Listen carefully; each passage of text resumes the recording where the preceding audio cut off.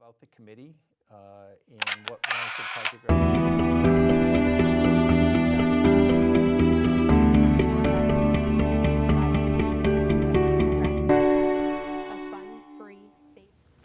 Welcome to this segment of Profiles of a Caring Community.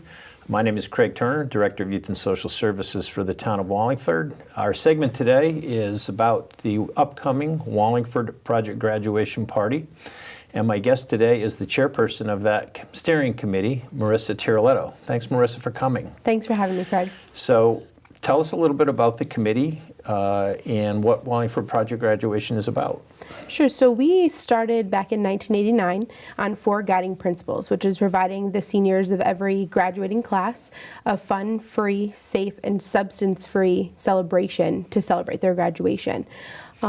This year's committee is made up of multiple people. We have our entertainment committee, our media, the food committee, and then a bunch of people that kind of float and help us wherever we need. Michelle Bankowski and I have decided to step up and be co-chairs of this year's committee to refocus and re-energize to make sure that we can provide this year's seniors as great of a celebration as it's been in the past. That's great. So for the parents of seniors and upcoming graduates, can you give a description of what that event actually is like for those that participate in it? Sure. So once they graduate, they get on the buses at the schools and they come here. It's a big energy event. They come right in, they storm the food table, and then after that there's a number of activities that go on throughout the night. So there's a DJ all night long, there's activities in every corner of the rec department all night long for them until 2 a.m. And we typically close the event with a hypnotist before they get back on the buses. And one of the nice things about this event that it is free to all of the students that participate. So how would they sign up? What's the registration process for the kids that want to come? Absolutely. So over the next couple of weeks, we're going to be sending home the letters to all of the senior parents. Once they return that to us, they'll officially be registered. After they graduate, they can pick up their bag tag, get their bag tag onto their backpack. They get on the bus to come here, and they're all set to go for the night. There will be a form with signatures from both the parent and the student understanding, how the night is going to play out for them, and if there's an emergency, who we can contact. And we have this year's date set? We do. Friday, June 22nd. We're very excited. And what's the time frame for the event? Typically it runs about 8:30 to 2 a.m. Parents should be at the schools at about 2:15 to pick up the kids. They can't leave their vehicles at the school to drive themselves home. And they can only get here by the buses that are at the schools after graduation? Yes, that's exactly how they get here. We like to keep it secure for the kids, have them all come in one way, go out the same way. It just makes it easier for everyone, ensures the safety of the students and the chaperones and the staff. Wait, so let's talk a little bit about your needs for that event that night in particular, volunteers or any other items that the community can help you with. Absolutely. It takes about 100 volunteers to be here all night long to set up, to clean up, and to enjoy the night with the students. I know there's always a big concern with both students and parents not wanting to see each other through the night. They want to have a great time. But honestly, like Michelle and I have been involved in the event for a number of years. We never even see each other all night long. The chances of seeing your child here with the 600 graduates and then the 100 chaperones, it's pretty much impossible. So we can take as many volunteers as are willing to help. We typically look for 100 plus. You can do 2-hour shifts. You can enjoy the whole night with us. There's plenty to do. There's a lot of fun to be had. And it's just a great time for everyone. So let's talk a little bit about the night of graduation. So they go through the ceremony and they're very excited. And then there's a registration process at each school that they have to finish before they can get on the buses. Can you talk just a little bit about that? Sure. So they'll go up to the registration table to be organized based on last name. Once they get in line, they're going to receive their bag tag, and they'll also get a wristband, and that's going to identify that they're the seniors that belong with us at this event. Once they, get their bag tag all set, they hand in their form, we give them the wristband, they get on the bus, and they head over to us. In the past years, the police have been able to escort them, which is pretty cool. It's a big welcome for us. They come in, they drop off their bag, and they just come running into us. So it's a good time. That's great. The event is held at the Park and Rec Center. You referenced that. Talk a little bit about not only the inside, the outside of the building, and an idea of what some of the activities have been in the past that kids really enjoy. One of the big ones, surprisingly, that everybody loves is the toilet racers. They always have a really great time. You get on the little toilets and you race around the gym. Outside we have the DJ, of course, which consumes much of the noise. There's plenty of room to dance. There's the food tent. We've had the safari rides, which have been a really big hit. They've probably seen them at the mall before. They can get on, ride around the parking lot. We've had hamster balls on the front lawn. And this year we have a lot of fresh ideas thanks to our entertainment chair, Holly LaFond, who's bringing in a lot of great things for the students. So we're working to secure a lot of fun activities that we haven't seen in the past. We'll try to keep those a surprise for our seniors this year. Great. So I assume it must be a fairly expensive event. It is. It does cost us about $25,000. You know, we work really hard all year long to fundraise and to gather funds from the community to put this on, to make sure there's no financial burden on our students. We want this to be like their last big hurrah at no cost to them. In the past years, we've had a great turnout from our community in supporting us to put on the event. This year we are struggling a little bit, but we're pulling back on top. We have a ton of events planned. We're really excited, and of course we're hoping to get more community support as well to keep this going. That's great. That's great. So you have two access points, I think, in terms of people that either want to find out more information about the event and or to volunteer. How would they go about letting you know that they're interested in getting involved? We have a Facebook page. It's Wallingford Project Graduation. We have a huge social media presence on it. We're also working to vamp up like our Twitter and Instagram accounts as well. So you have a ton of social media outlets to follow us on. You can message us. You're also more than welcome to send us an email. And of course, you can call Youth and Social Services and they will connect you to us so we can let you know how you can help or give you any of the updated information you're looking for about the event. Right. I think we also spoke earlier about a calendar of events that people can look at that are happening at the schools where you're going to be there either distributing information or trying to do some fundraising. Where would they find that information? Yep, so we'll be updating our website, especially to come. We're going to try not to overflow the website with all of our events, try to keep them maybe on a weekly basis or a bi-weekly basis. But we will be adding them so you know what's coming up, where you can find us. We're even thinking about maybe doing like a can you spot us at different events. We're going to try to be at both high schools over the next month. As well as all over town, just getting the word out about us, recruiting volunteers, and of course, raising funds. That's great. So you did mention Holly LaFond, who's doing the entertainment, and I think they did something a little different this year to kind of figure out what kids may or may be interested and may not be interested. They did some sort of survey.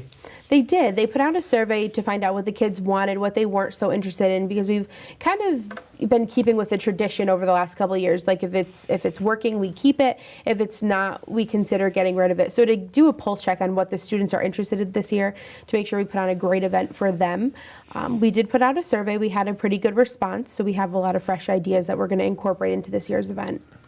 Anything you want to divulge, or you want to keep it a secret? I want to keep it a secret because there's a lot of really fun events to come, and I want them to be surprised because I think the element of surprise will help them to enjoy it even more.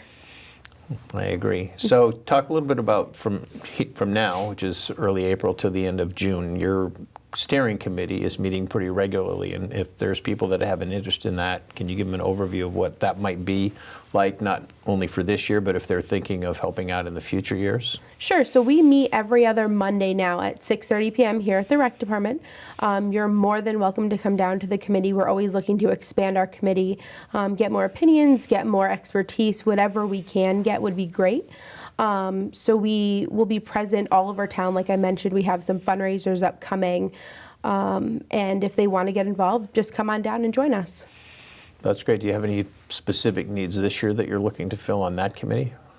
We can always use help with fundraising. We have so many different events going, and even though there's a good 8 to 10 of us, the more we have, the merrier. We're more than happy to kind of disperse responsibilities to get things done. We want to have a bigger community reach. I think we have, 40,000 people in town. Yeah.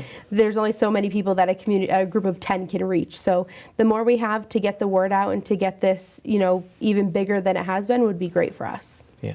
So can you just talk briefly, you mentioned that it's for every student who lives in Wallingford that graduates from high school this year. So if you have a son or daughter that doesn't attend Lyman Hall or Sheehan, but you're interested in having them attend, how would they get that information?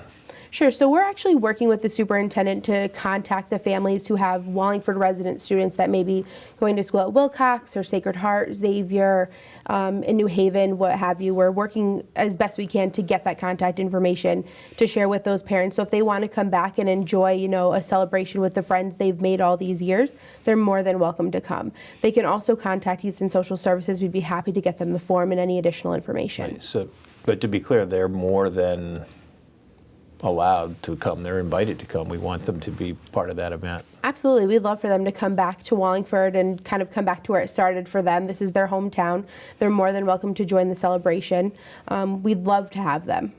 So I do know that one of the events that night is kind of a box, if you will, that the kids create with all sorts of materials and kind of memorabilia that then gets stored and then is pulled out. 50-year anniversary reunion, 10th year reunion.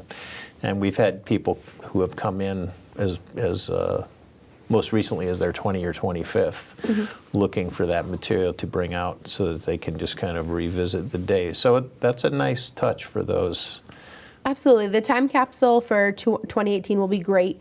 So many things have changed over the years. I'm sure 50 years down the road, or not 50, but a little over 20 when people are 50 years out of school, would love to see it. So one last question. I'm curious, what made you decide to become a part of the committee last year? You know what? So when I started this about 4 years ago, I've been involved. This will be my 4th season. I never knew what to expect. But when I got here and the kids came running in, the energy, it is so moving. You can't even describe the feeling to see how excited those kids are. And, when I heard that the committee was kind of teetering a little bit and not as strong as it could be, I definitely wanted to get involved to keep this going. It's such a wonderful tradition. I want everyone to experience all of the great ideas and the fun and the celebration and really, learn that you can have a great time in a substance-free environment. It's very important. Because it really is the committee that makes this event happen. Well, I don't think people understand that the volunteers in that steering committee are the reason it continues to go on. I mean, the community is a big part of it, as well as the town departments and everyone that, gets involved to help us. But it is true, the committee does a lot of work. We spend a lot of time focusing on putting events together, getting donations, fundraising, and making sure these kids are going to have a great time. And then we're also here from 4 to 4 the night of to ensure everything goes smoothly and they're having a wonderful time as well. So the committee does play a big role in making sure this event happens. Well, Marissa, thank you so much for contributing your time to that group, and I know it's going to be a great program. We're going to have a wonderful time. Thank you. Thank you. And we'll be right back.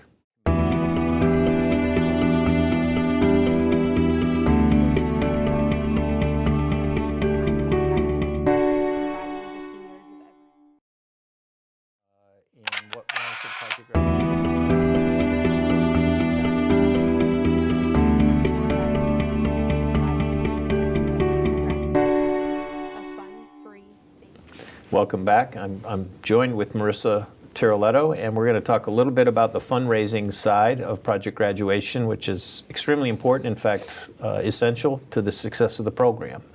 So I know you have a bunch of ideas and activities coming up in April, May, and June, and we'd love to hear about them. Sure. So the first thing we have coming up on April 22nd from 10 to 4 is our first craft and vendor fair. We're really, really excited to venture out into this. There's going to be 75 different vendors and crafters coming in to sell things from like LuLaRoe and Tupperware all the way down to their handmade crafts.